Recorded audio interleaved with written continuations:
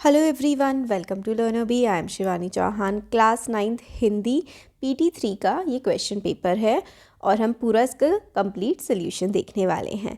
तो सबसे पहले जो है वो गद्यांश है। मेरा जूता भी कोई अच्छा नहीं है, यूं ऊपर से अच्छा दिखता है, उंगली बाहर नहीं निकलती, पर अंगूठे के नीचे तला फट गया है। अंगूठा ज़मीन से घिसता है और पैनी मिट्टी पर कभी रगड़ खाकर लहूलुहान भी हो जाता है। पूरा तला गिर जाएगा, पूरा पंजा छिल जाएगा, मगर उंगली बाहर नहीं दिखेगी। तुम्हारे उंगली दिखती है पर पाँव सुरक्षित है। मेरी उंगली ढकी है पर पंजा नीचे घिस रहा है। तुम पर्दे का महत्व ही नहीं जानते, हम पर्दे पर कुर्बान हो रहे हैं।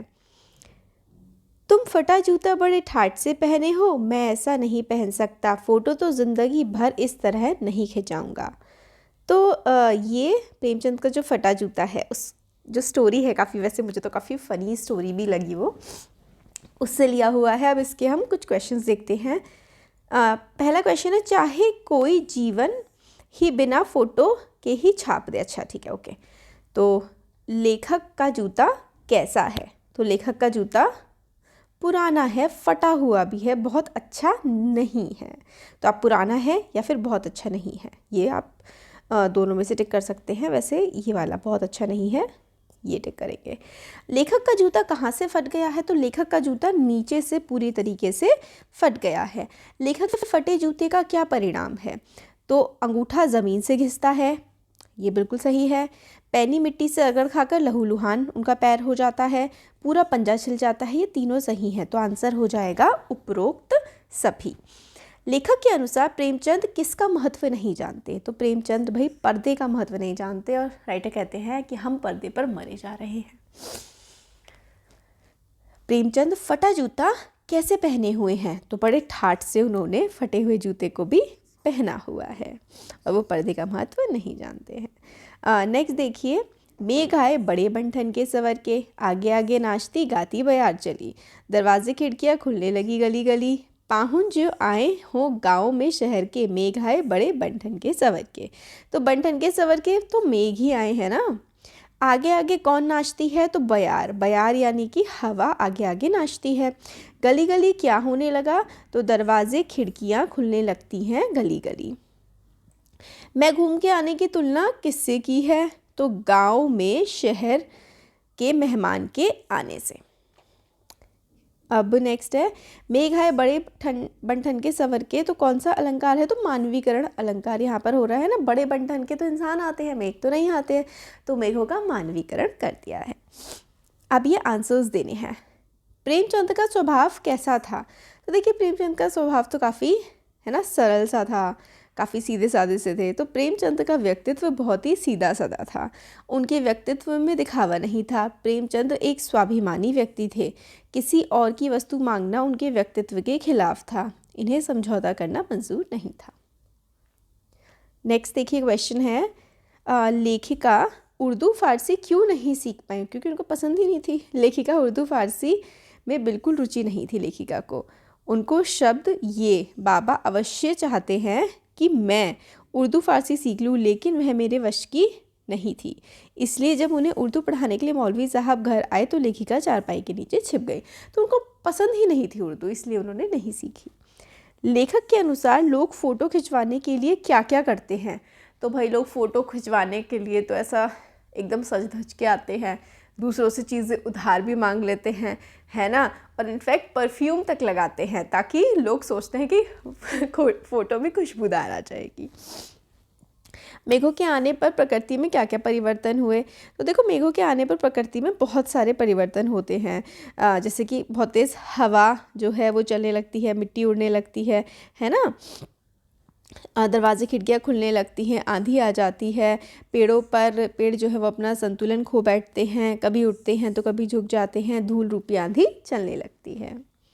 नेक्स्ट जो है क्वेश्चन, बच्चों का काम पर जाना धरती के एक बड़े हादसे के समान क्यों है? देखो भाई, बच्चों का कोई काम नहीं होता है काम पर जाना। बच्चों का जो काम होता है ना, वो होता है अपनी लाइफ को एंजॉय करना, और अगर वो काम पर जा रहे हैं तो ये बहुत ही बड़ी त्रासदी है। बच्चे देश का भविष्य होते हैं और समाज का एक महत्वपूर्ण भाग। यदि हम समाज के इस महत्वपूर्ण भाग को उचित अवसर नहीं प्रदान करेंगे तो समाज उन्नति कैसे करेगा? सब बच्चे एक समान होते हैं और हमें उनसे उनका बचपन नहीं छीनना चाहिए। यह घोर अपराध और अमानवीय कर्म है, इसलिए बच्चों का काम पर जाना धरती पर एक बड़े हादसे के समान है। नेक्स्ट देखें, कवि ने गाँव को हरता जन मन क्यों कहा है। तो अच्छा होता है ना, गांव का वातावरण अत्यंत मनमोहक होता है। यहाँ प्रकृति का सौंदर्य सभी लोगों के मन को अच्छा लगता है, इसलिए गांव को हरता जनमन कहा है, मतलब सबका मन हर लेने वाला। गांव को मरकट डब्बे सा खुला क्यों कहा गया है। तो देखो, मरकत के हरे रंग की तुलना गांव की हरियाली से की गई है। गांव का वातावरण भी मरकत के खुले डब्बे के समान हरा भरा खुला खुला लगता है, इसलिए गांव को मरकट डब्बे सा खुला कहा गया है। तो यहाँ पर ये सब जो हैं इनकी तुलना किस किस से की गई है, किस किस के प्रतीक हैं। तो देखो, धूल स्त्री, पेड़ नगरवासी, नदी स्त्री, फिर से लता मेघ की प्रतीक्षा करती नायिका। नेक्स्ट देखो, काम पर जाते किसी बच्चे के स्थान पर अपने आप को रखकर देखिए तो भाई आप बहुत बुरा ही महसूस करेंगे ऑब्वियसली, है ना, कि भाई पढ़ाई का होता है हक उनका, ना कि उनको कोई बाहर जा कर के काम करना। तो मुझे यह इस तरह बाल मजदूरी करनी पड़े तो मैं अपने आप को कमज़ोर समझने लगूंगा। जिस तरह मैं काम कर रहा होऊंगा, जब मैं वहाँ अपनी ही उम्र के बच्चों को मौज मस्ती करते देखूंगा तो मुझे बहुत दुख होगा। ऑब्वियसली बात है, राइट। अब नेक्स्ट जो क्वेश्चन है, सिद्ध कीजिए कि रीढ़ की हड्डी एक हास्य एकांकी है, मतलब थोड़ी फ़नी स्टोरी भी है। और स्त्री शिक्षक के बारे में अपने विचार लिखिए। तो ये तो आप लोग लिख सकते हैं स्त्री शिक्षा के बारे में कि भाई पढ़ाई का हक सबको होता है, इस टाइप से। तो देखो, रीढ़ की हड्डी हास्य एकांकी है। एकांकी का प्रारूप ही हास्य व्यंग पर आधारित मालिक और नौकर की नोकझोंक से होता है। नौकर की मूर्खतापूर्ण बातें और मालिक रामस्वरूप के खरे उत्तर हंसी का वातावरण पैदा करते हैं। नौकर मालिक के आदेश का गलत अर्थ निकालकर चादर की जगह धोती मांगना हास्य का स्वयं हेतु बन जाता है। गोपाल प्रसाद जानबूझकर हंसी के प्रसंग प्रस्तुत करता है। वह दर्जनों कचौड़ियाँ खाने की बात करता है, स्त्री की सुंदरता पर टैक्स लगाने का सुझाव देता है। ये सभी संवाद हंसी उत्पन्न करते हैं। रामस्वरूप द्वारा अपनी पत्नी को मूर्ख और ग्रामोफोन कहना, उसी प्रकार नौकर और प्रेमा दोनों ही अपनी मूर्खता और नासमझी के कारण हंसी उत्पन्न करते रहते हैं। शंकर भी अपने फेल होने को मार्जिन रखना कहकर हंसी का योग देता है। एकांकी का अंत भी व्यंग्य से होता है। जब उमा उसे देखने आए गोपाल प्रसाद और शंकर को आड़े हाथ लेती है तो मतलब वो कहती है ना कि भाई रीढ़ की हड्डी तो आपके बेटे में ही नहीं है, वो तो लड़कियों के हॉस्टल में पिट भी चुका है। तो ऑब्वियसली हंसी तो आती है। नेक्स्ट है, कविता के आधार पर लिखिए कि बच्चे काम पर जाने से क्या क्या कारण हो सकते हैं। तो देखो, बहुत सारे कारण हो सकते हैं। सबसे पहला कारण है, अगर कोई पेरेंट अपने बच्चे को काम पर भेज रहा है, इसका मतलब है कि उनकी आर्थिक स्थिति ठीक नहीं है।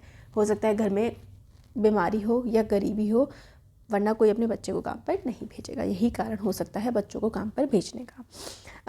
नेक्स्ट है, विद्यालय में पानी पीने की समुचित व्यवस्था करने के लिए प्रधानाचार्य को ईमेल लिखिए।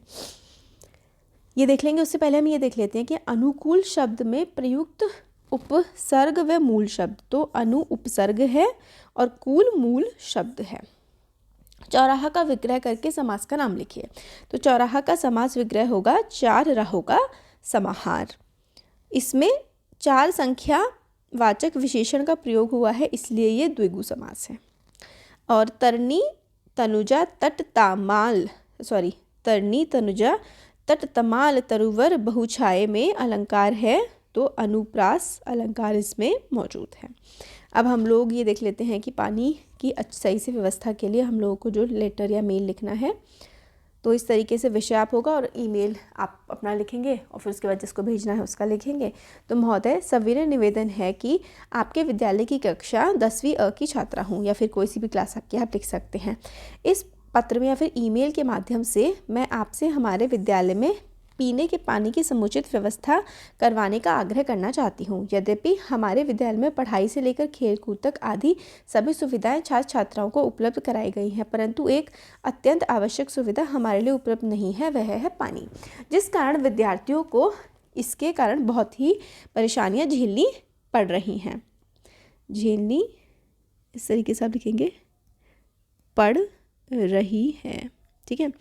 वे अपने घरों से भी बोतल लाते हैं, परंतु बढ़ती गर्मी के कारण पानी की ये बोतलें ज़्यादा समय तक नहीं टिक पाती। अतः मेरा आपसे विनम्र अनुरोध है कि आप कृपा करके हमारे विद्यालय में पीने के पानी की समुचित व्यवस्था करवाएं। धन्यवाद, आपकी आज्ञाकारिणी शिष्या।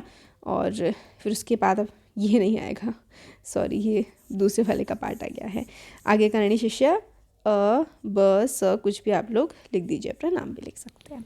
तो ये हम लोगों ने क्वेश्चन पेपर देखा। वीडियो पसंद आए तो like share subscribe. Thank you.